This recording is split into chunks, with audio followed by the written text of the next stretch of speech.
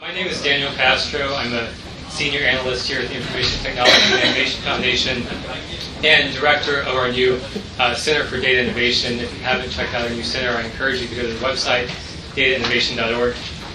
I want to welcome everyone who is attending today in person. We're also doing a live webcast today. So there are mics in the room. Don't say anything you don't want to pick up. Just a few logistics before we get started. This is a full house. I know we still have people coming in, so if you're in the back, I encourage you to please come in. We have a few more seats up front. We're putting a few more in on the sides over here on the left.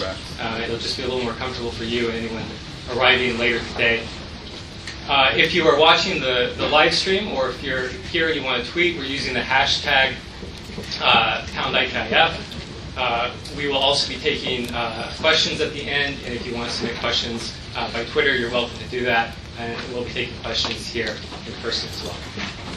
All right, so just to kind of kick things off, the purpose of the event today is to talk about the impact of Prism on digital trade.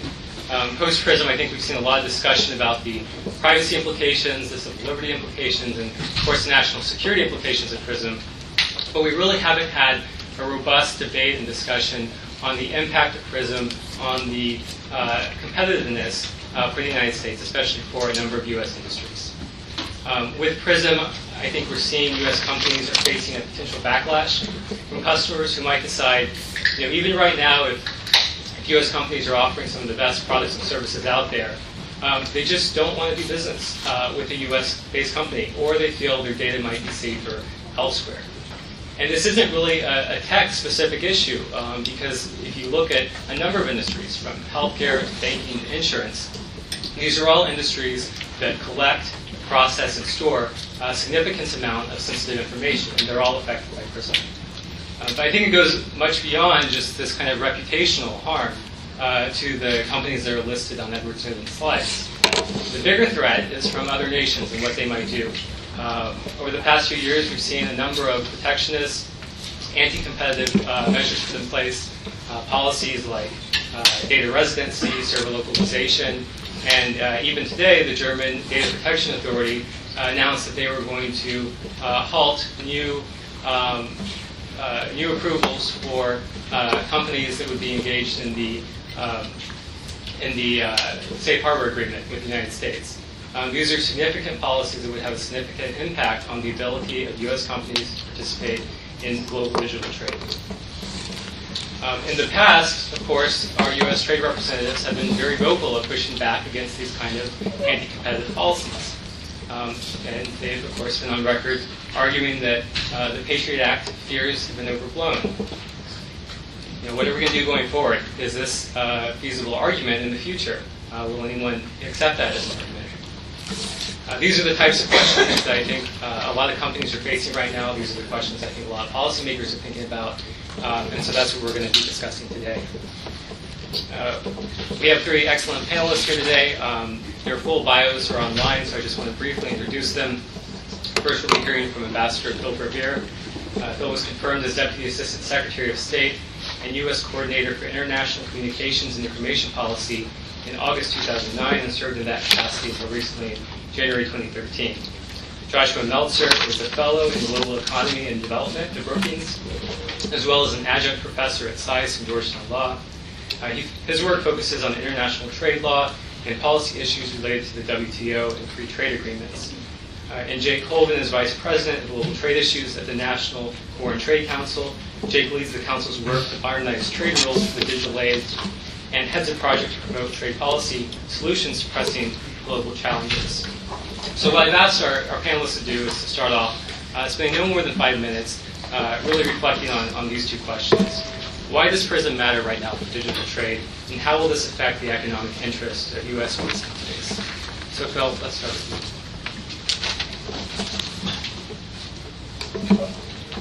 Thank you, Daniel.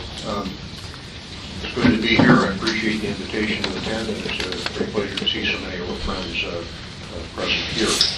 I thought I'd spend a little bit of time talking about the context in which all of this has arisen, the context I think being highly relevant. During the time that I was at the State Department, A lot of our activities were designed to address what was called in those days the Patriot Act issue, probably now superseded the Prism issue. But basically, the same kind of perception that any information in the custody of U.S. companies is susceptible to access by U.S. law enforcement and security services without much in the way of formality. And the concerns arose in the specific context, I think, of two major activities. One, the European Union review of the 1995 Data Directive, and secondly, the increasing importance of cloud computing and similar technological activities and business models. And our hope over the last several years has been to find a way to accommodate the admittedly very important and legitimate concerns about personal privacy and trying to find a way to enable the efficient use of the technologies and business models that are increasingly involved in transborder data flows. Something that obviously is especially urgent and has been over the last several years on both sides of the Atlantic and elsewhere in the world because of the desire to see more economic growth. Now, in an interesting way, the PRISM disclosures haven't really added anything of substance to the discussion that we have with foreign interlocutors. And with substances, I think, is a critical part of the proposition.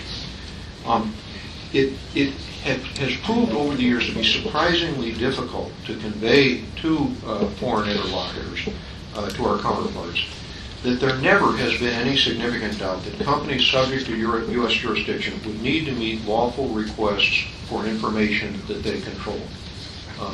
This is not a particularly novel proposition and one that wouldn't be particularly unfamiliar in any national laws.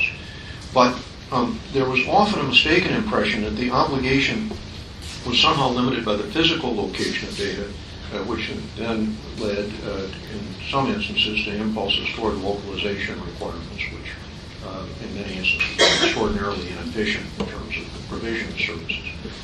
But it's also, I think, fair to say that while PRISM hasn't added anything to the substance of the discussions with foreigners, it has had a very significant atmospheric effect. Part of that, I think, is the generic quality of the FISA court's rulings as they've been disclosed or intimated. That is, that these appear to be rather broad rulings that enable access. And part of it, I think, is also a function of lack of information about how often U.S. law enforcement or security services have access to information.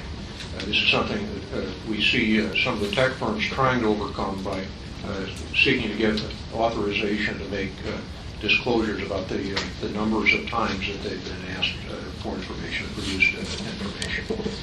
Now, when we were addressing the Patriot Act issues, we tried to emphasize 2 points. One was that there are significant procedural protections that surround the access to information. And the second, and I think maybe more profound, but a little more difficult to perhaps at least immediately have carried the argument, that in general we are talking with friends where we have very significant shared common values. That our culture, our interest in privacy, in fairness, in avoiding disadvantages of individuals is a cultural proposition. It's an inheritance from Europe. It is something that is shared also elsewhere in the world. And that those common values ought to provide some sense of security for interlocutors in terms of the use of these very important, very promising technologies. Now, this was emphasized repeatedly over the last several years by our friend Bruce Schwartz, the Department of Justice, who did a terrific job in terms of describing the procedural arrangements. Also by my colleague Stephen Bell, who happens to be here in the audience, who was at the State Department at the time, who can explain, for those who are interested, the propositions that he put forward all over the world in terms of these things. And in a significant way, the same points were emphasized by Bob Litt, the General Counsel of ODNI, last week in his Brookings presentation, that there are procedural safeguards, there are limitations on this. This is not.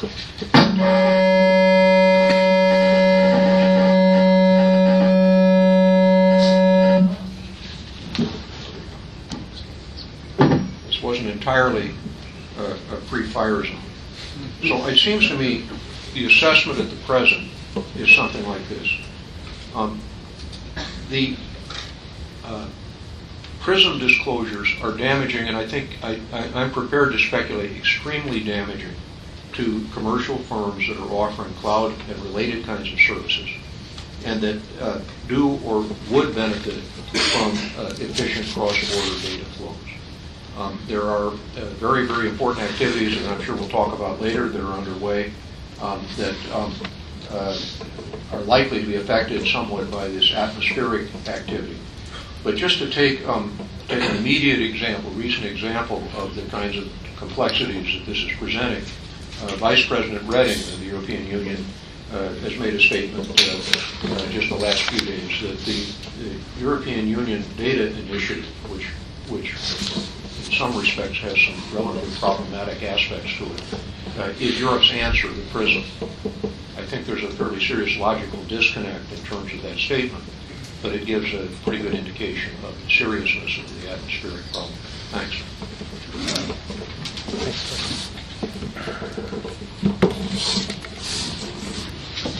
Thanks, and Daniel, I just want to thank you for putting together this event. I think it's very timely. Time to have a panel on this very contemporary topic. I'm going to just spend my very 5 minutes probably talking a little bit more specifically about the international trade dimensions and pick up a bit on what the ambassador said as well, because I think there are a variety of reactions to Prism and a variety of implications, I think, for international trade and also for the companies specifically involved.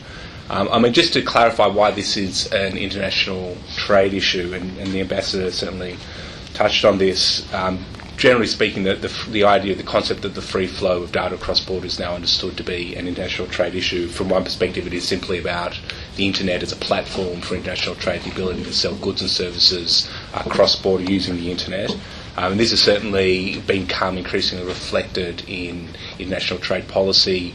If you even in the GATS, there are provisions which get at this. There are some localization issues, for instance, in the financial services commitments, but more recently, the FTA with Korea, for instance, had a go at addressing the obligations of the United States and Korea with regard to cross-border data flows. There's also some provisions in there further on localization commitments, specifically for financial sector.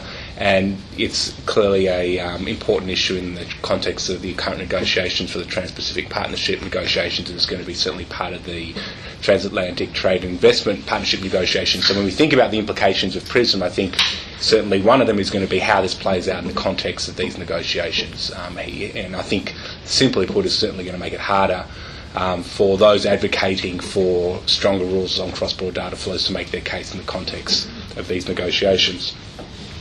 Now, in terms of understanding, I think, how Prism might actually sort of play out in terms of its implications, more specifically in the here and now for international trade, I think, from my sense, the idea of government surveillance and requests for information for legitimate national security reasons, at one level, is completely well understood. It's something that not only the United States engages with, but essentially every country does in different ways. But I think from a sort of commercial consumer perspective, it has broader implications, and this is, I think, what Ambassador is probably talking about in terms of the atmospheric, in terms of sort of trust in the internet as a platform for trade, and also in related issue of privacy. Because Prism, of course, is not in and of itself restricting cross-border data flows. I mean, in some senses, the surveillance of data is actually relying on the free flow of information. But what it is doing is changing atmospherics, changing the level of trust, and changing people's concerns and their perceptions, I think, importantly, about the issue of how their data is being used. Now, just focusing, so, trust is broadly understood.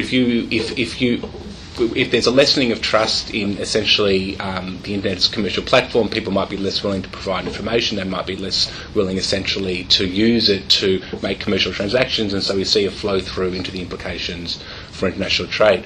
the privacy debate so far has really been focused a lot more on how data that people provide online is used and the obligations on companies in terms of the data that they do collect. And so in a sense, I think this is part of the disconnect that the Ambassador was talking about that has come up in the European Commission's statements about the connect between data privacy and Prism is that this is not about how companies use data in that traditionally understood sense of the privacy debate, but it's a national security dimension here, but it's nevertheless flowing through into that debate for various reasons. So if we have a situation where there's greater concern about privacy, there's less willingness to provide data online, then we can certainly see that this is going to have an implication on international trade. Now, so I think, just to put it, I think the Prism issue really sort of highlights, I think, the key policy challenge here, which is how do we go forward and find this balance between free flow of data, encouraging the internet as a platform for international trade, while recognising that there are going to be good reasons for government action, in this case national security reasons, which is going to have an impact on the internet. In terms more specifically, and just very briefly on the individual company implications, I think that the implications are going to be probably more significant outside of the United States than in the United States, just by the virtue and the nature of the program here.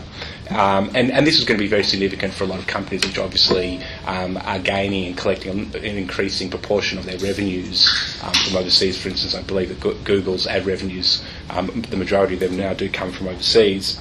And one of the things I think we're probably going to see is that people might start switching, for instance, to different search engines. They might start trying to use non-US based companies, internet companies, to conduct their transactions. Now, this may or may not actually provide any type of real relief to them from the concerns that they may or may not have, but I think it's still the type of behaviour that we could see emanating from this issue. And I do think that on a level there's also going to be a perception issue in terms of branding and trust for these companies. Again, I think that with these programs properly understood, these are legitimate lawful requests for information, but a lot of that detail often gets lost in the way that these issues get spun, and these companies get sort of associated with the US government and giving up data, and whether they do it freely or they do it upon request from the government is an issue that detail gets lost, and so that then plays through into the way that I think consumers perceive them, and I think that was going to have a commercial implication for them as well.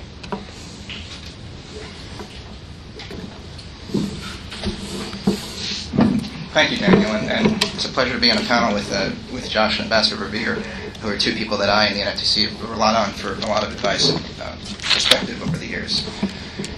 I think, maybe picking up on and tying together some of the things that Josh and Phil said, there's no question that this is going to have some impact on U.S. businesses and digital trade policy, particularly in the short term. And I think we're at sort of a moment of disequilibrium here. The way that the information that the story was reported has led, I think, to a lot of misinformation that has lingered out there. And so you could forgive a casual observer from thinking that the United States has limitless and direct access to personal information on the services of every U.S. internet company. If you read what the companies that are directly associated with Prism have maintained, it's that they comply with lawful demands subject to a search warrant or court order in the United States and elsewhere. They don't create backdoors or provide encryption keys or otherwise permit direct access to their servers. And there's been a heavy suggestion that the program is limited, and certainly much more so than initial reports have suggested. I also think this has been sort of a siloed controversy that in which there's a lack of understanding about the scope of Prism and how the program compares to the authorities and legal protections that other countries have or want. And so, what you see is a lot of foreign officials and foreign companies sort of making hay while the sun still shines. You've got some officials, as I think Ambassador Revere, you mentioned one of them, using the controversy to advance long-standing agendas. In other cases, to conflate Prism with concerns that the United States has raised previously on things like state-sponsored commercial espionage. And foreign companies are happily using Prism as the latest in a series of clubs to beat U.S. firms over the head. They have a history of doing this. They used the Patriot Act as one of those clubs prior to Prism. They have a long history of using U.S. export controls as a reason to pick a European company over a U.S. company, for example. And so, yeah, I think the misinformation and lack of clarity out there right now could certainly contribute to lost sales. Although I would maybe make a distinction and suggest that it's particularly true for enterprise cloud service providers, where as you're negotiating contracts, there's sort of more of a black and white opportunity for them to switch over to a different provider. I think in the short term, there's probably more of a reputational impact for business-to-consumer providers, services like Facebook and LinkedIn and things like that. I imagine some people will switch, but I can't imagine that number is going to be significant. I think there's also some impact on digital trade policy, and Josh talked a little bit about this already. I think this will certainly embolden calls for digital trade protectionism and local server requirement, and you've already seen this in countries like Brazil. I also think that trade officials will be more deliberate and thoughtful about the appropriate time and way in which they go about talking about these issues in negotiations like the Transatlantic Trade and Investment Partnership that's currently going on right now. I do think, though, the Europeans were just here for the first round of negotiations, and what I observed is a reserved and measured tone, where I think there's a desire to rebuild trust and talk about the important things that need to be talked about, including digital trade. And frankly, as far as we're concerned, it's too important to keep off the agenda. Digital trade and digital information is how companies conduct business in the 21st century. And so I don't think there's an alternative to talking about it. I think the more interesting question is to consider what happens when the dust settles and a fuller story is told. And so I think it depends. And certainly if the current, and I think mistaken perception of the United States is allowed to fester, then some of the negative impacts on U.S. businesses and on digital trade policy could persist. I think the key, and to Josh's point, is to rebuild trust, both with users of the services that are provided, that U.S. companies provide, but also with foreign governments. And so I think there are a couple of things that are important that need to be done going forward. And the first is to correct the public record and public perceptions. I think there's a tremendous desire among U.S. companies to be able to clarify the scope of requests. They want to demonstrate that they are good corporate stewards of information. And to the extent that they are able to do that, I think that helps their case and it helps to rebuild trust. I think it's also really critical to step up U.S. government outreach to other nations. The U.S. government is already starting that process, but there needs to be a coordinated and sustained outreach. What you want are foreign officials correcting the record, not fanning the flames. And then finally, it's important to have a better public understanding about how Prism compares with foreign government authorities. You've already seen some articles in publications like The Atlantic and Le Monde that talk about authorities that the French and Germans and other European countries have. And there are also a number of mechanisms, mutual legal assistance treaties, joint security cooperation efforts, the extraterritorial application or reach of domestic laws that would sort of limit the effectiveness of say, putting housing data or servers in a particular country. And so I think having a fuller understanding about the entirety of how PRISM relates to all these different programs and national security efforts will help to correct the mistaken perception that if you house data in the United States, it's somehow subject to fewer legal protections or more susceptible to, prying government eyes. So maybe I'm optimistic or naive, but I think this moment of disequilibrium will hopefully be short-lived, but who knows? Great. Well, I want to thank all of you for your opening remarks. I want to dig into all of these issues you brought up a little bit more. And the first one I want to start with is localization barriers to trade, which is something that you've all touched on. So, as we've said, this is something that isn't new.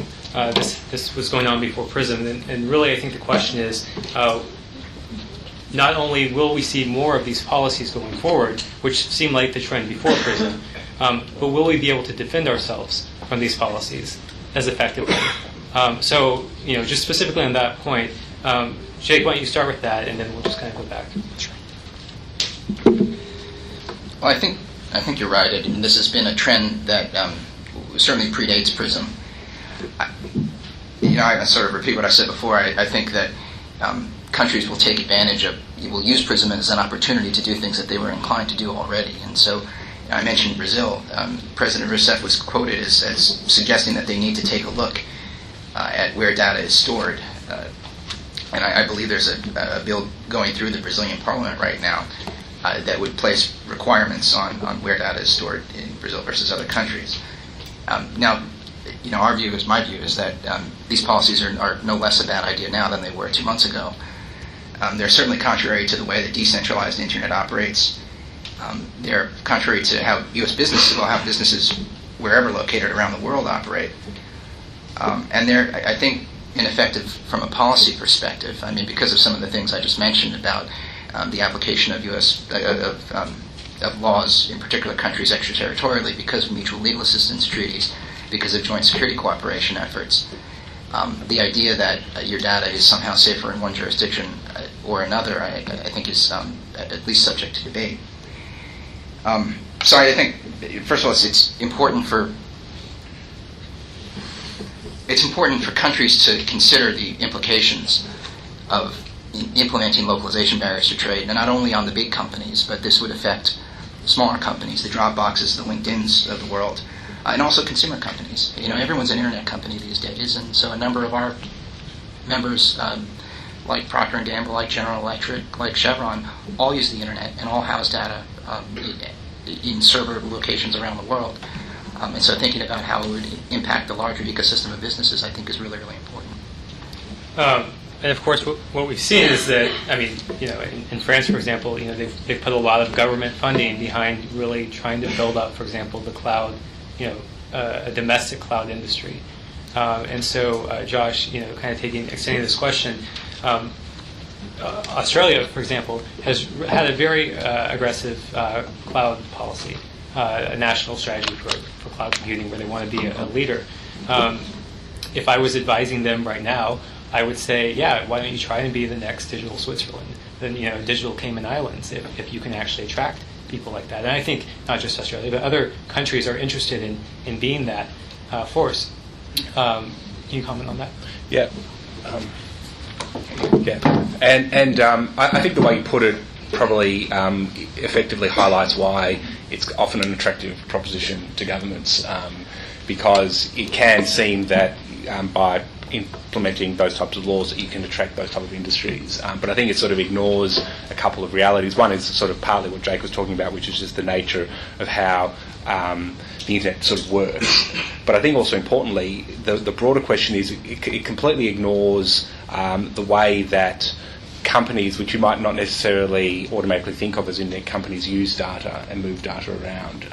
And so, for instance, I was having a conversation with a company that provided an email service, and they essentially the way they operated it was that they all the data associated with that email service was stored in a third country. In fact, it was outsourced to Microsoft, who had a cloud system and a data storage system in another country, because they did it the most effectively and the most efficient way possible. Now, if you're not allowed to do that, if you've got to sort of have the data centre in country, and if you've got to have those services provided in-house or by another company that's not as effective at doing that, in fact, you can lead to not only increased costs, but in quite a sort of counterintuitive way, you can actually lead to less data security, because you haven't got the best in the business actually looking after your data.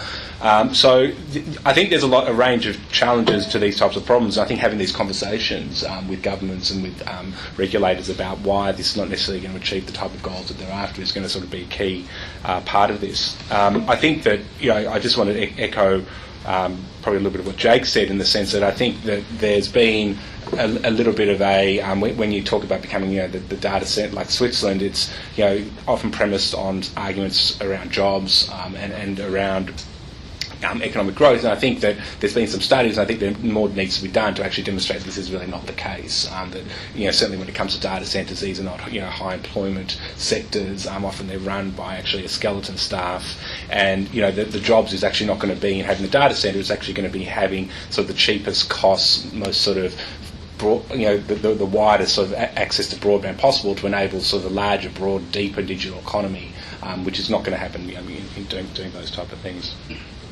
Great.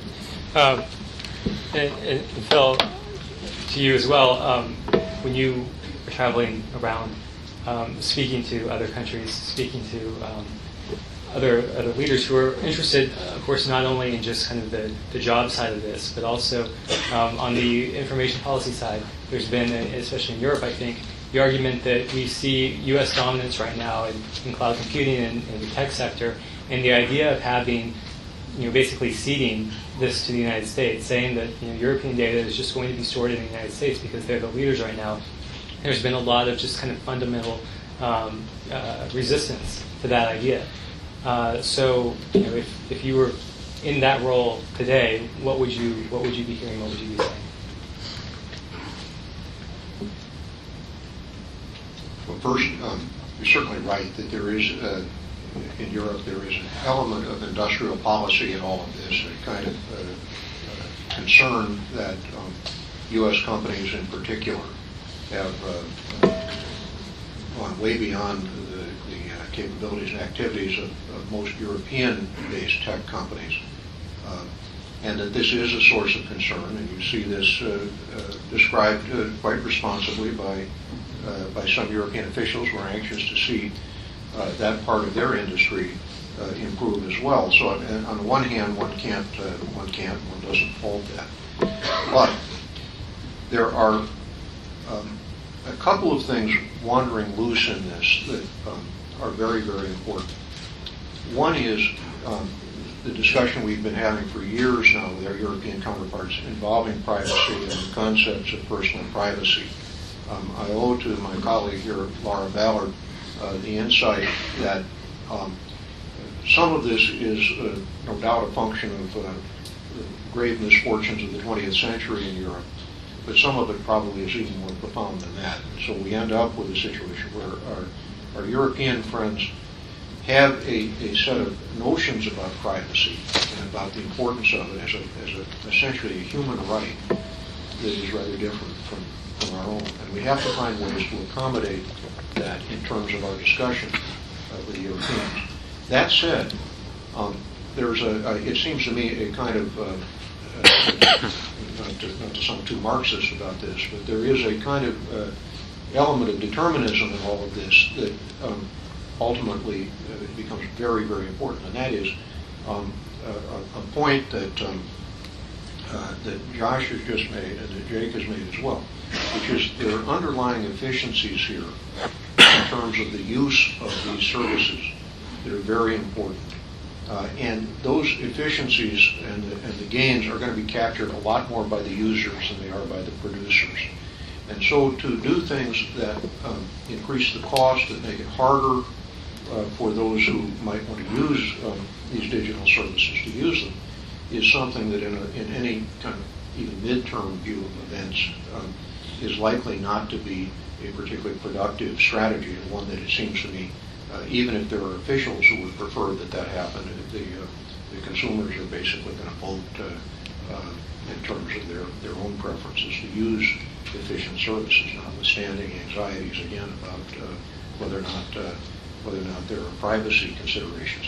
That obviously applies much more to individual companies and individual consumers than it does government institutions that are subject to political realities that they have to contend with. And I want to stay with you for a minute and move a little bit out of the direct trade questions into the questions right now, the proposed European Privacy Directive, and how you see Prism impacting that the negotiations that are ongoing with the U.S. and Europe on how we can find a compatible regime.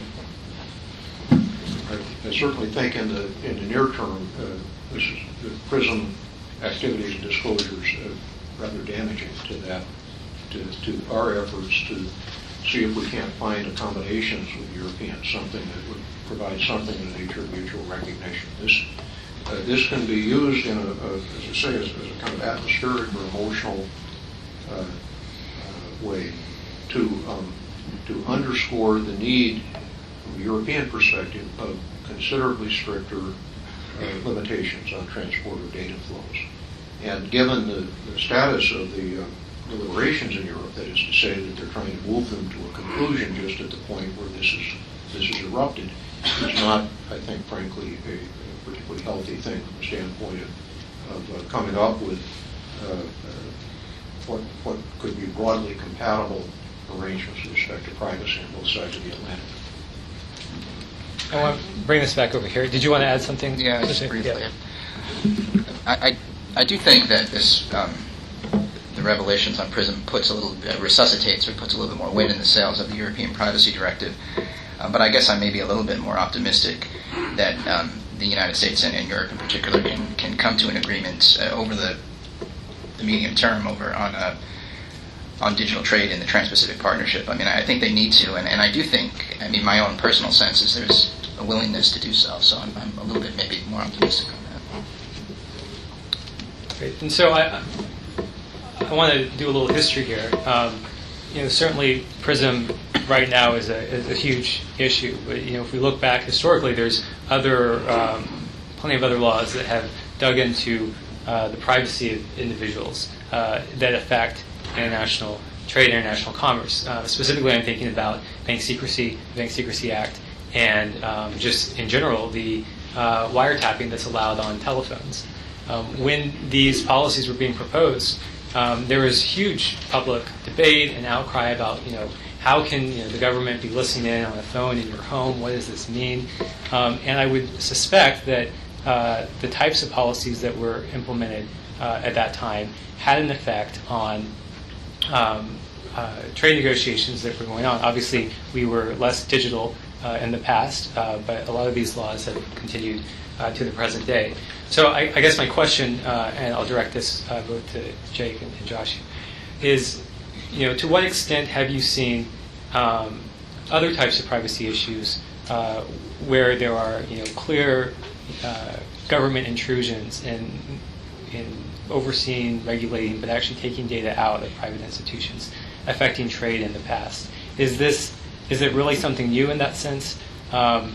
Is it just that now it's something that it's on the agenda, it wasn't on the agenda before? How do you see that? I'm asking the wrong guy on this history, but I'll make maybe a more general statement, which is there has long been a national security exception, as there has been a privacy exception in international trade agreements and trade laws. And so there's already been, I think, a sort of robust amount of space for governments to play in and do things to each other in this field over time. And so there have been historical examples. I mean, there was Echelon, and there's all sorts of other things that I'm not very familiar with, and so please don't ask me to explain. But I think, as I sit here and I've done a couple of these panels which are focused on the importance of information flows and the promise of the digital economy and how it's transforming global trade and enabling small businesses to participate in the global economy for the first time. I mean, as we talk about how wonderful the internet is, I mean, I think it's it would be naive to suggest that national security efforts haven't kept up with the digital age as well.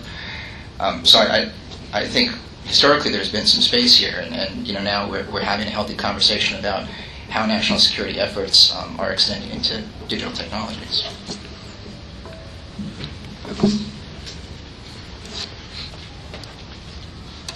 Yeah, I'll just add to that, and I'll pick up on what Jake was saying. I think that your question, I think, highlights the fact that governments have been intruding into communications and personal data for a long time for national security reasons, and as Jake points out, there is an explicit national security exception in the WTO provisions that gets picked up in all the free trade agreements. I think the point of that being that there's a broad acceptance of the legitimacy of these types of measures. Now, I think what this highlights, though, is that in this context, in the Prism context, firstly, some of the misunderstanding, misinformation that's happened around what's actually going on in here and how, and to the extent this is really different.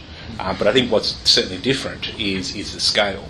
And I think this reflects the scale of the internet, essentially, and the measures that governments then have to take to essentially effectively monitor it. So I think that from a trade perspective, whereas in the past, people had genuine concerns about, say, for instance, wiretapping, the commercial and trade implications were significantly different. I mean, the telephone was an opportunity to reach out to suppliers and customers possibly, and now we see that the internet has obviously got sort of similar communication capacities are just one element of the way that enables international trade. So the implications flow through to companies in the broader economy in a sort of completely different way. So I think that the reactions are magnified because of the scale of it, and then I think that the implications for the economy and for trade are magnified as a result as well. Did you want to add anything?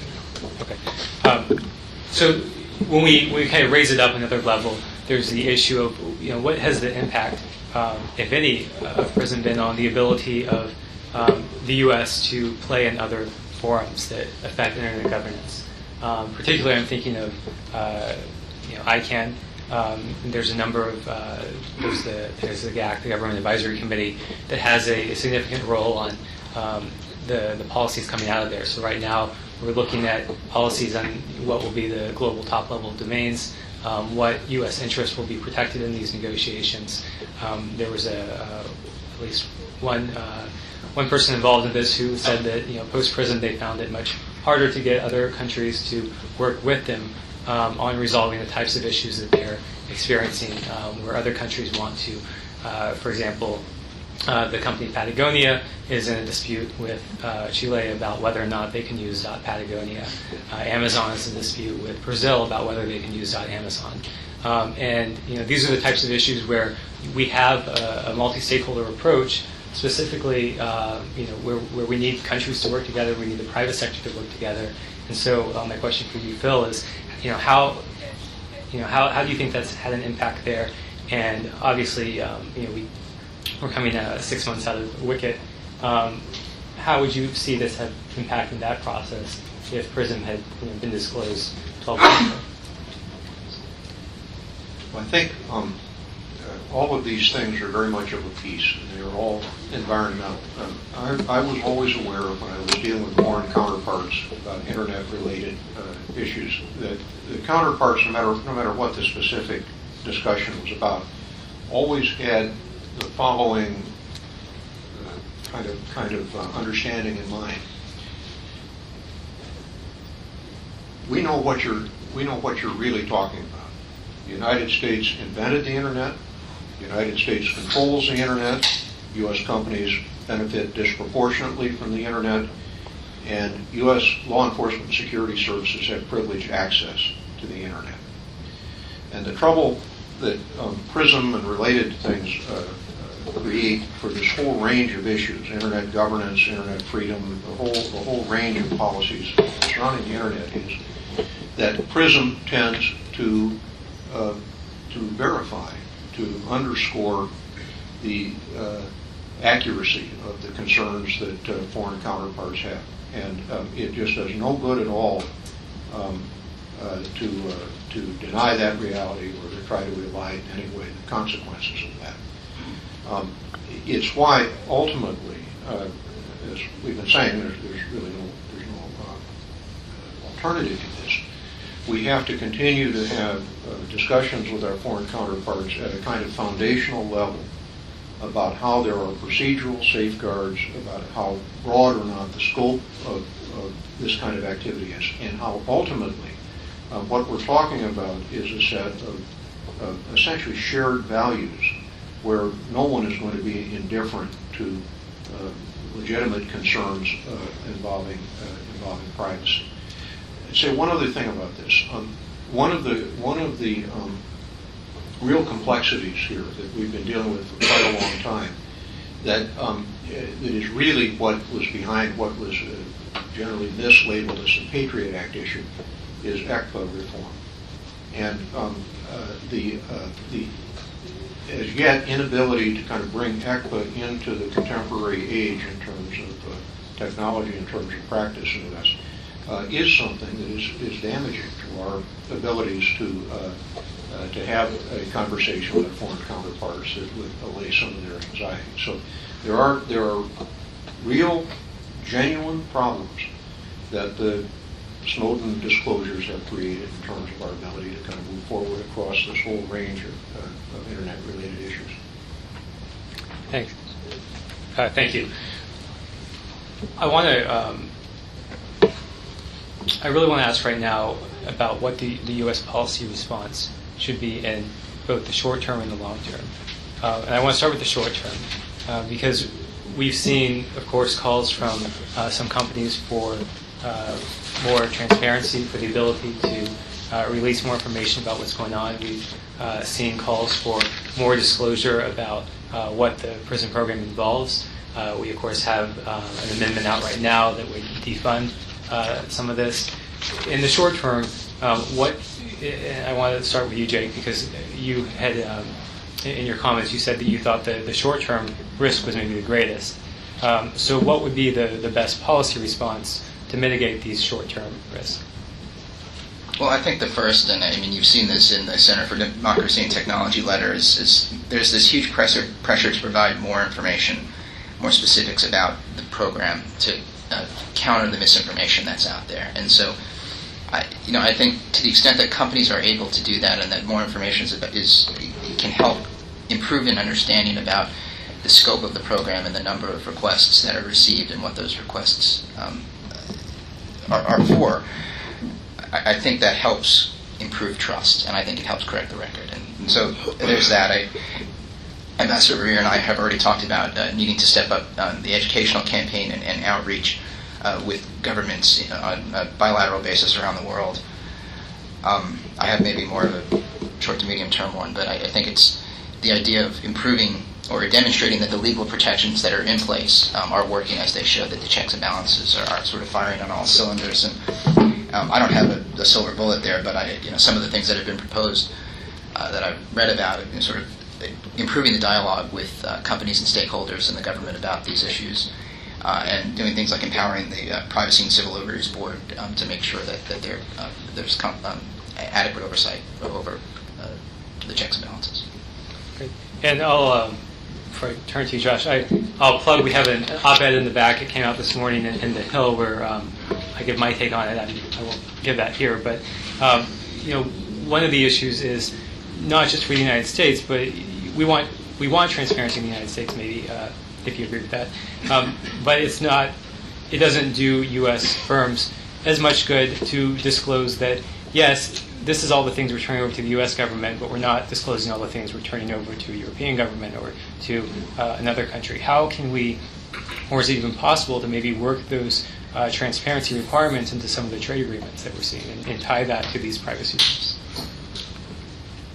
Yeah, thanks, Daniel. I think that's a good way of putting it, because I think that this is probably a conversation which has to happen not only in the United States, but I think more broadly and certainly globally. Because I think I certainly agree with Jake that there is a need probably for a much more concerted education campaign, both at the government level, but I think also at the consumer, at the citizen level, to actually talk about. And it's not only about this very specific issue. I mean, I think when it comes to, for instance, issues around privacy, a much better, say, for instance, understanding across the Atlantic about how the United States regulates privacy and the type of outcomes it delivers would be a very helpful step in countering, I think, a broad EU perspective that the US doesn't care about privacy because it's not interested in developing the type of detailed rules that is the EU approach to privacy. So, for instance, having that type of conversation. And I think another layer to this is also what can people expect when it comes to privacy online going forward. For instance, the EU data rules have this concept of right to be forgotten. The idea that you can somehow extinguish completely your entire online record. And I think an understanding about whether, in fact, we're creating expectations that can never be fulfilled, I think is also an important part of this debate. So I think the trade negotiations that are currently underway are probably actually a useful they're one forum, I think, where a lot of this can happen.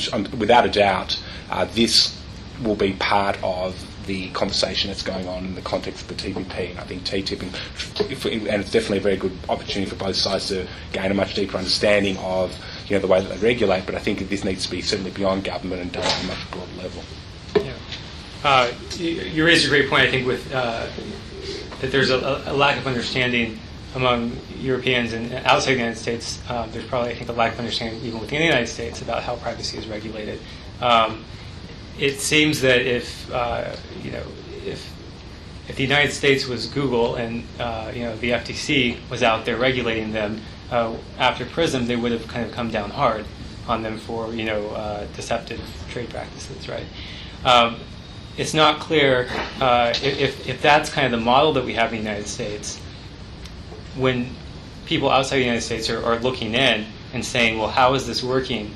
I guess the question is, what needs to happen so the people outside the United States will see, yes, there was a sufficient response when there was this privacy violation. Because from what you've said, I think there's a lot that we can point to when companies do something wrong. The question is, did the government do something wrong? And if they did, where's the hammer that comes down on them that says, we're stopping that? Is that even necessary? Look, that's a tough question. I think it probably gets back partly to this issue which has been talked about here about checks and balances to some extent. President Obama, I think, in the way he's sought to explain the Prism program, highlighted, I think, very appropriately that all FISA requests, for instance, the whole program is subject to judicial review by federal court judges. It's also subject to congressional oversight. And it's useful to actually compare that, and we've talked about this very briefly, to what type of oversight actually other countries have. And I think some countries have got similar levels of oversight, some countries actually have got less levels of oversight. But I think and this is partly also the ambassador's observations about having trust in the similar sort of cultural orientations, that this is going to be done in an appropriate way as well. So I think that, combined with a better understanding of actually how the checks and balances work within each country, is probably the way to go. Can I add to that? I could fill in here and then we'll come back to you. Let me add one note of pessimism to some of what we've just been saying. We have been talking as we and the Europeans have been talking at one another and past one another about privacy for so long that the notion that somehow we're going to make a kind of intellectual breakthrough is very optimistic, and it's frankly more optimistic than I find myself able to accept. That's one thing. The second thing our conversation just now suggests is this, and it's a very important thing to be pointed out, which is that the United States, as with other democracies, does have certain self-correcting propositions, so that if there are activities by our government that turn out to be troubling or offensive to the public, there are corrections. And we've seen some of that with respect to some of the programs that were initiated right after the terrorist attack in 2001, where there were efforts that were perceived to be excessive under our Constitution with respect to our values, and some of that got corrected in part because the public demanded. Let me say one other thing about privacy and trade negotiations. I've thought for a long time that the trade negotiations offered our best hope in terms of making improvements in terms of transporter data flow. Now, a cynical way to describe that might be the following. The trade negotiations fundamentally are about economics, they're about economic efficiency, economic growth, and all the rest. They're about prosperity. Now, they're also about values, but the privacy-related discussions tend to be cabined, they tend to be very limited in some ways with respect to debates about values, without regard to questions of underlying cost, without regard to trying to balance either security or prosperity with the values. And so the trade negotiations, I've always thought, were the thing that might permit us to make real improvements vis-a-vis not only our trading partners, but our countries around the world with whom we have lots and lots of similarities, in a way that would be entirely sensible. Much more so than to hope that our debate with respect to Vice President Reding and the people in the European Union who are promoting the reform of their data directive would be. We're not, I think, going to convince them, those who are really committed to European privacy arrangements as we find them today. We're not going to convince them that the way we do it here in the United States is in fact in some ways equivalent to the way they do it. But we might be able to convince more broadly our trading partners that there are real opportunities here not to be sacrificed, and that we can find an appropriate accommodation between rights of privacy on one hand and the opportunities for growth, efficiency, and improved economics on the other. I just wanted to maybe make one clarification and make sure that we're making a sufficient distinction between national security rules and regulations and protections and commercial privacy rules and protections. I mean, I think one certainly influences the other, and you see with the Prism revelations that that's had an impact on how Europe is going about talking about its new privacy regime. But they are, in a sense, separate issues that are regulated differently, and you know, the FTC is heavily involved in commercial privacy. That's different than the Patriot Act and FISA and all of the things that govern national security arrangements and things like Prism. And so, you know, when we talk about privacy and trade agreements, you know, we think about the importance of commercial information flows and protecting commercial privacy. There's sort of a separate set of issues to deal with Prism and what we're talking about here. But I just wouldn't want to conflate the issues too much. Sure. So the other issue that I think comes up here is, in addition to the types of policy responses we might see, is what, in the absence of policy responses, or even in the presence of them, what companies will be doing to protect their interests, both U.S. firms and foreign competitors. I just want to open that up to anyone here who wants to make a comment about that. And I'll just throw out there one of the I think changes that we've already seen is Google Drive. There's a proposal recently to change the way the data is encrypted, and this has been proposed, of course, many times in the past, so that data stored in the cloud is actually encrypted using keys that are not held by the service provider. This was the basis of RIM and their very highly successful BlackBerry model. And of course, this came under attack from a number of Middle Eastern countries when they said, no, if you want to do business in our country, you need to change how you actually do your cryptography. You need to change how your systems work. So I just want to open that up. Do you think companies will respond? If they respond, will countries just push them back? Where do you see this going? Well, I think you've already seen one response, which is a call for more transparency, and so that will continue. More transparency of the Prism process, the Prism system. I'm talking to companies. I think they're mostly focused on talking with their customers and trying to set the record straight.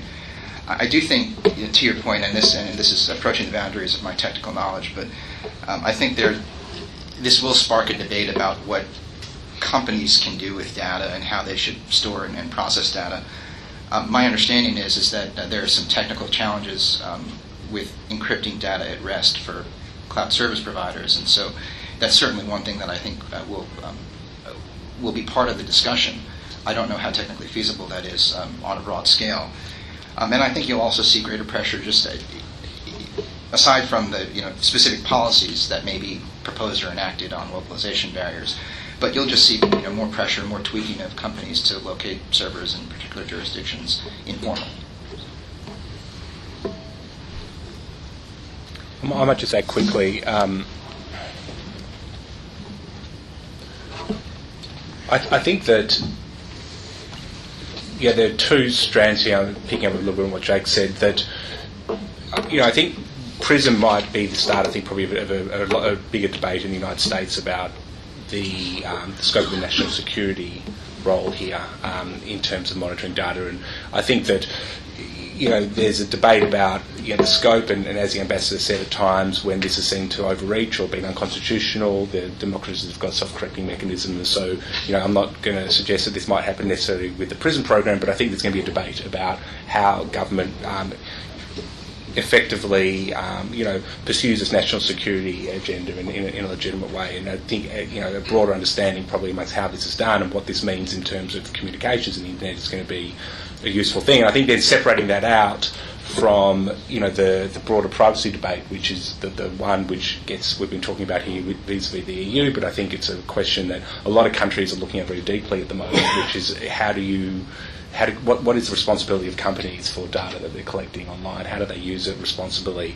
What can consumers expect in terms of privacy? And having that conversation, now, I agree with the Ambassador. I don't think you're necessarily going to come to a meeting of minds between, say, for instance, the EU and the US on, there's one particular way of doing it and this is the best way of doing it. But I think, for instance, starting from a common proposition that, we're actually both looking for similar outcomes, similar results in terms of privacy might be a good starting place. I think that might be true also for other countries. And I think that's probably going to be for companies, a focus for them going forward. Like, how do they communicate to their customers that the data that's going to be in the cloud, that the data that they're transferring and using with the suppliers is actually going to sort of lead to the type of outcomes which everyone should be expecting. Mm-hmm. I want to open it up to questions to the audience. I just have one more question that I'll put to the panel. And that's, I think, gets to really a fundamental issue about how this came about. It would seem from my perspective that the economic, the competitiveness considerations were not fully taken into account, or if they were in the national security decision making, or if they were, perhaps they were underestimated, and companies and interest groups weren't fully at the table providing feedback. And it seems like this is a structural problem that I don't see any change occurring, at least in the near future. So I guess I just want to put that out there, see if you have a reaction, one, if you agree with that or not. But two, how do we make sure that economic concerns are fully integrated into these types of debates when it's necessary, and so it's not done. I think we're doing it now, but it's maybe should have been done a few years ago.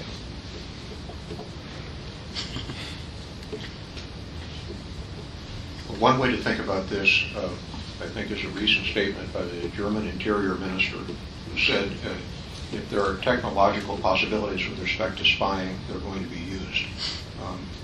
I think what happens is that episodically, you do have these broader discussions of the kind that we're having here in the United States right now, and that presumably is occurring in the House of Representatives right at this very moment. That these are quite episodic. The technology moves along at a very rapid pace, as all of you know. The security agencies here in the United States and many of them elsewhere in the world are very much at the cutting edge of the technologies. And they're very likely to want to employ them as quickly as they can.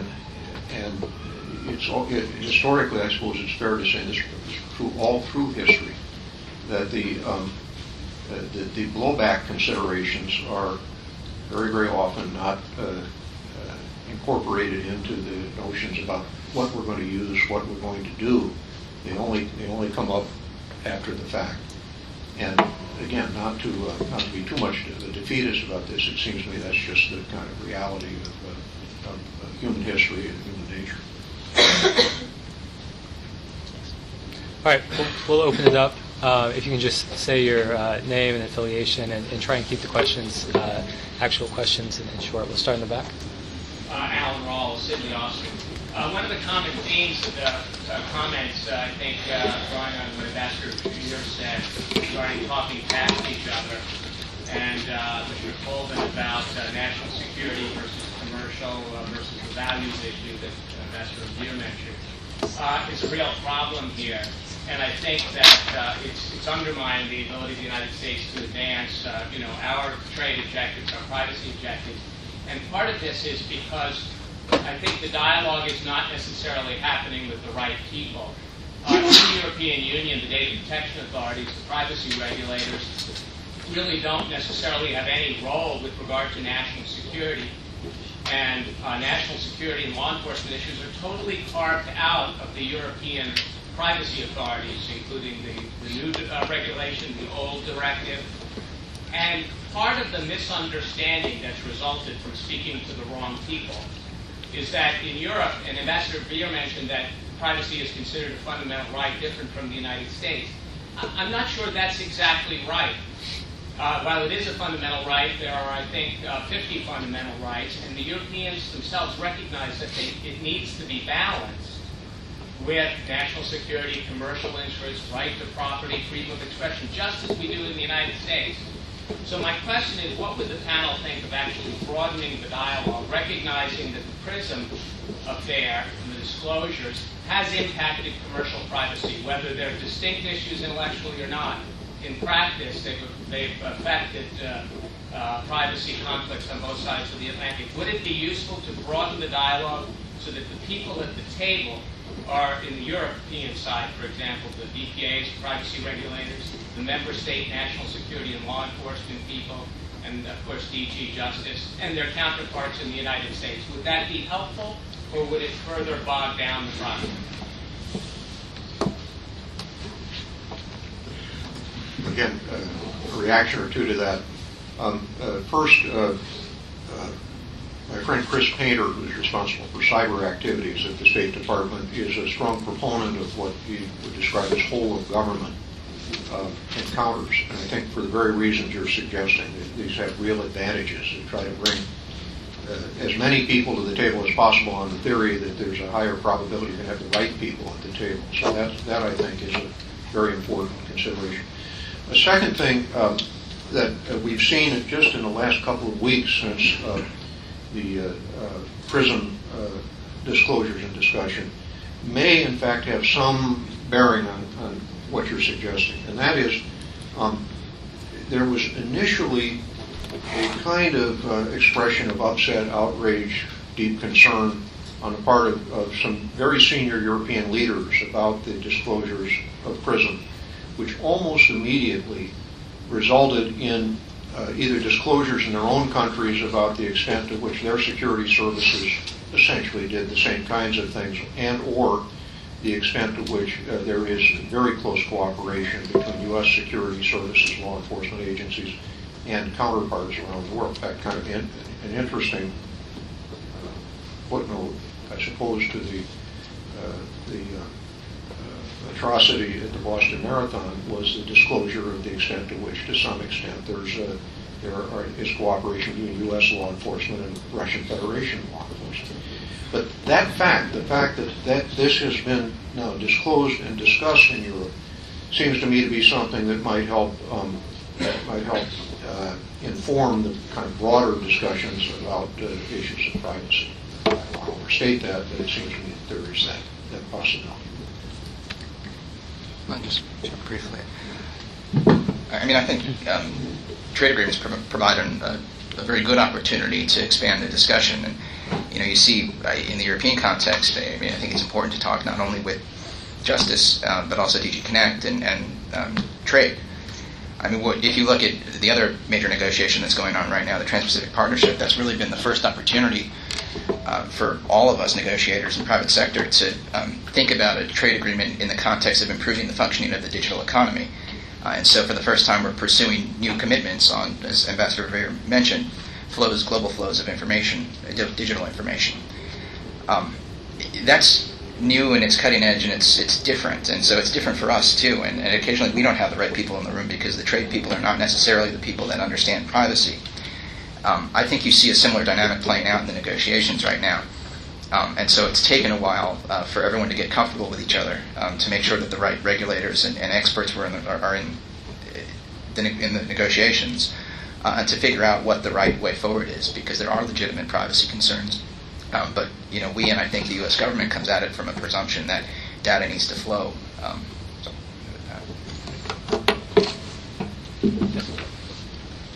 Brian Geary, Washington correspondent for Europolitics newspaper.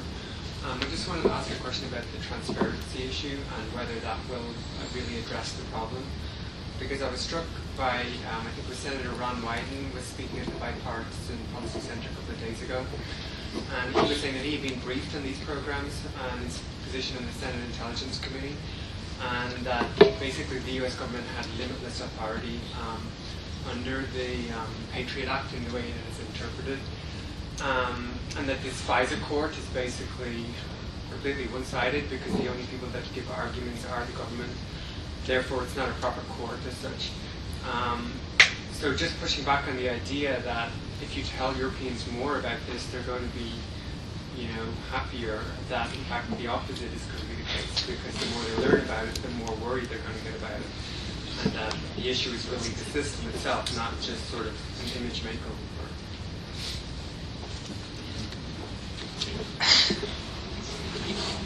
If I may, you're certainly right. The question of what the realities are will have some bearing on this.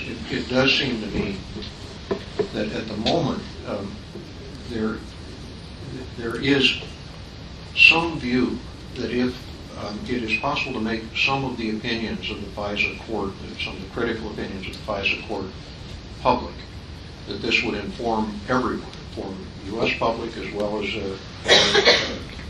foreign officials and individuals who are interested in it, more about this. Likewise, if the companies who have been subject to data requests were able to indicate the scale of this, perhaps the scope of it, that also informs everyone. Now, it may be that people be alarmed by what they learned, or it might be that they'd be somewhat comforted by what they learned.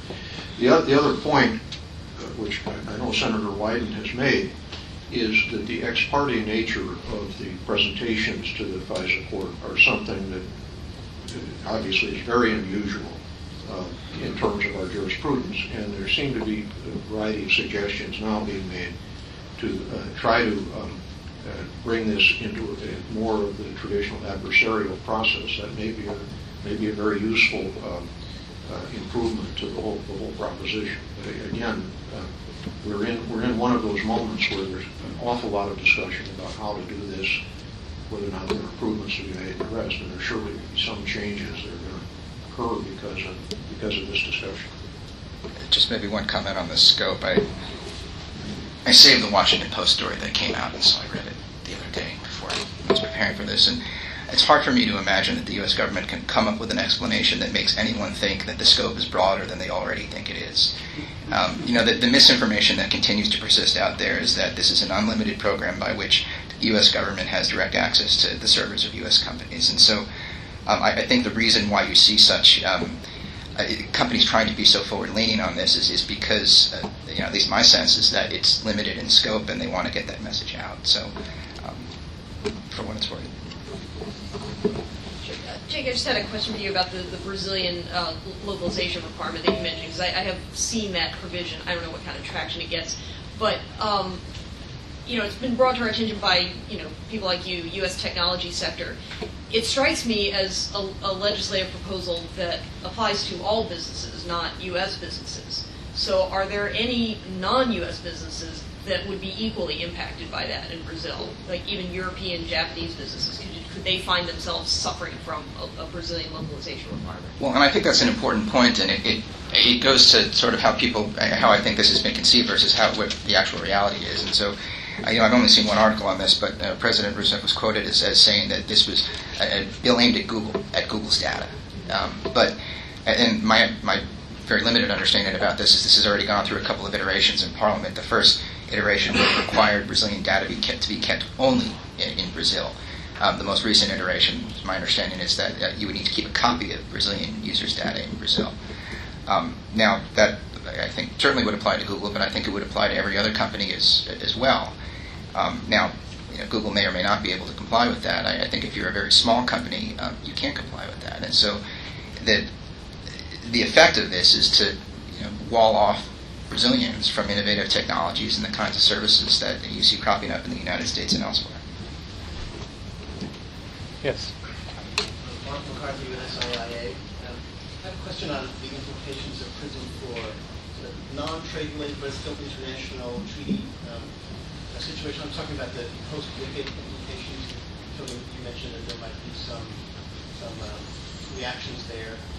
Many governments have called for a greater role for governments and intergovernmental organizations in control of the internet. Does this give, paradoxically, new life to that kind of argument? And if so, what's the best U.S. response?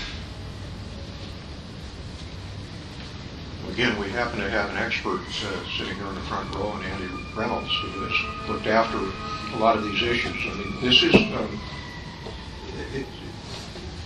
it seems to me, again, that at least for the moment, environmentally or atmospherically, this tends to reinforce the claims that there has to be broader control of internet activities, that some sort of intergovernmental control is appropriate. And we may see something at the General Assembly, as always a possibility every autumn, on these issues. We have seen Chancellor Merkel say, gee, there really needs to be some sort of an agreement, a treaty-like agreement, with respect to how we deal with these kinds of issues. And so this conversation at the moment would seem to give some additional impetus toward the notion that some form of intergovernmental control is appropriate. And as I say, we've seen that in Brazil as well, where there's been some suggestion that this would be a good idea.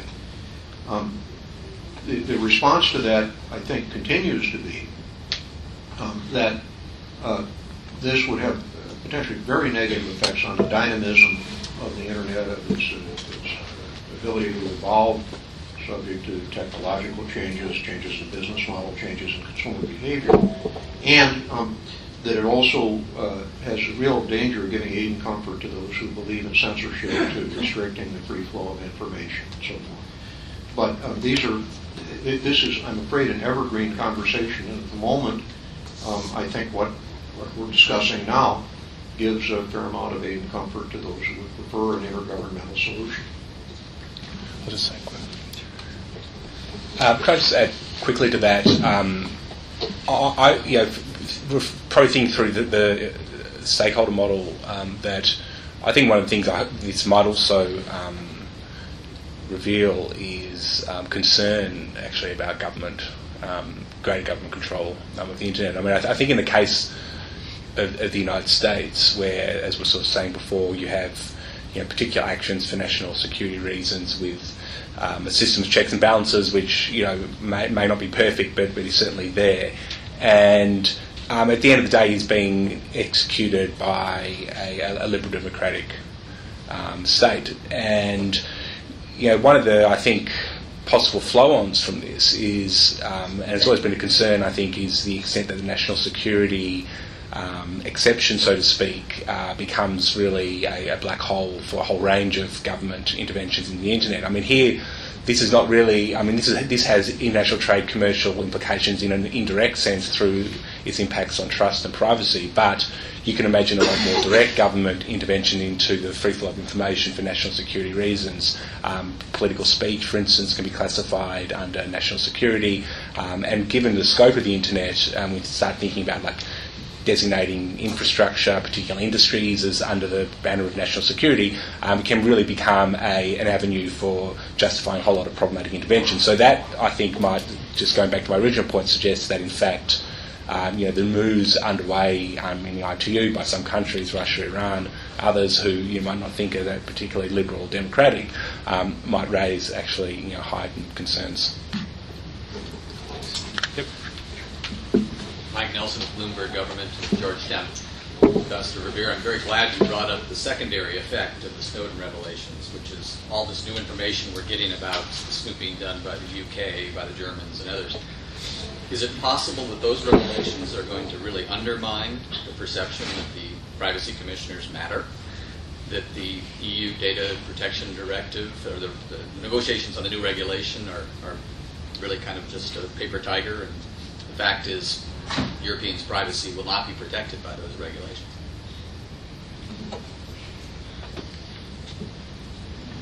Mike, I hadn't really thought of it quite those terms. It seemed to me the revelations tend to, in some ways, tend to be desirable. It's important, I think, for people to understand that this sort of thing is going on. And obviously, in every society, there are people who would have a fairly acute sense of it, but I'm not sure that it's something that runs all through various societies. So I think from that point of view, it's probably a useful thing for people to know. I do think that the dichotomy we've been talking about between the security activities and the commercial activities is a real dichotomy. That is to say, There are things that are going on for security reasons that ought not be surprising, and maybe even on some level ought to be comforting. But these ought not be overestimated in terms of the commercial realities. That is to say, for the most part, not true in every society, but for most of the Western societies, and those are influenced by Western values, the security agencies aren't really all that interested in most commercial activity, at least not in terms of what we think of as workaday commercial activities. The thing that I believe ultimately is probably most important in terms of the question of data protection, data regulation that we see being proposed in the European Union and elsewhere is this, that at the end of the day, there are an awful lot of interests, entities that will essentially vote their interest in this. And it will turn out that in order that strict compliance with things that don't make too much sense economically is something that's going to be relatively unlikely. Now, again, that's not to say that these things may not impose unnecessary costs. They will. But if they really don't make too much sense, they won't be entirely observed. And I think that's actually the most important overall aspect of the whole debate we're having vis-a-vis the European initiative, and indeed the things that we're considering here in the United States as well. There are, of course, all kinds of similar discussions and efforts ongoing here, and if they make sense and they work, they're kind of cost effective, they're going to be observed, and if they aren't, they're relatively quickly going to give way to some extent. Yes, in the back there. Yeah, thank you. Philip Corwin of the Virtual Law Consulting Firm. You had mentioned ICANN before. I just returned from the ICANN meeting held last week in Durban, South Africa, and wanted to note that last week the Senate Appropriations Committee reported out the funding bill for the Commerce Department, in which they were fairly critical of NTIA and urged NTIA to take a more aggressive stance on behalf of U.S. commercial interests within ICANN. But actually what happened just before Durban was that the NTIA issued a statement saying they would step back from their objections on the .Patagonia and .Amazon TLD applications. Patagonia withdrew their application the week before the meeting. Amazon kept theirs in. At the GAC meeting in Durban, the GAC issued a consensus recommendation, which the ICANN board is generally bound to accept. If they don't, it's going to be quite a confrontation that the Amazon TLD application should be killed. More generally, it's not clear where the multi-stakeholder model is going with an ICANN. The GAC has issued very extensive safeguard advice for hundreds of top-level domain applications, which they believe relate to sensitive strengths for regulated industries. It appeared before the meeting that the ICANN board was going to move to implement those. At the meeting, it became clear that they might not do that, and as a result, it looks like everything's been kicked down the road to the next meeting in Buenos Aires in November. So I don't really have a question, but I want to update you on, since you mentioned what's going on there, and that there's the U.S. is caught in this position where U.S. commercial interests want to be more aggressive with ICANN, but if it's more aggressive, it feeds criticism of ICANN as it continuing to be a tool of the U.S. rather than a more global institution. Thank you. I think we have time for one more question. Alan? Alan Friedman from Brookings. I was wondering if the panel could comment on today's news from CNET, and they had cited a single source that claims that the U.S. government asked major tech companies to turn over TLS, essentially the signing key for all commercial encryption on the web, and whether that is qualitatively different than sort of the surveillance model that you guys have seen, and whether that would change any of this discussion if this sort of assertion turns out to be true.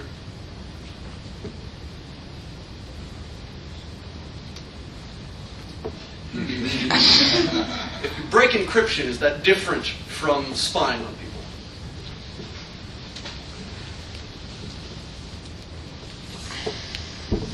think the best thing I can say is, one, I haven't seen the story. And secondly, I'm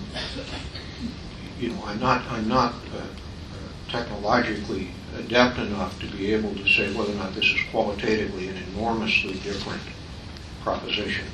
But I will say this. If you were to assume all of that is true, you still have to revert, I think, to the question of what are the processes and procedures that are affecting this kind of thing, and what informs those processes and procedures, which is to say, what are the underlying values all about? What are the cultural inheritances saying about how we should deal with those procedures? But again, I haven't seen the story. It's something I haven't had any opportunity to reflect on. I'll just throw out a comment on this, and that's that certainly that gets to, of course, data that's in transit, and it seems like what at least most of the Prism initial slides were talking about was direct access to stored data. So certainly it's talking about different data.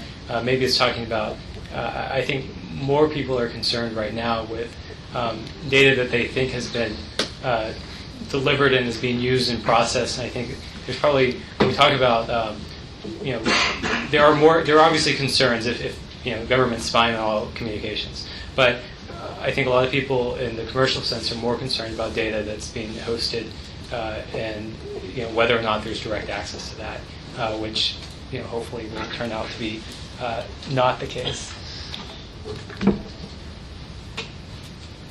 Great. So with that, I want to thank our panelists and thank all of you for coming out and your questions today.